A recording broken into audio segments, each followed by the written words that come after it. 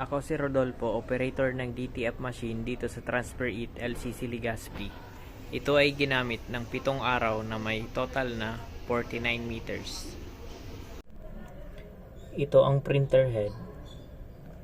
Heto naman ang capping na may 100% good condition. Ang ink system label namin ay tama lang. Ang damper ay pinalitan noong March 2026. Ito ang ABR. Ito naman ang waste tank na nilinis ng isang araw. Dito nakalagay ang ground wire.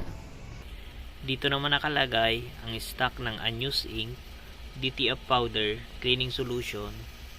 At dito naman nakalagay ang mga in-use ink. Ito naman po ang weekly physical inventory report. Wala naman pong na-out sa consumable this week. Ito naman po ang daily output. Ito naman po ang daily checklist.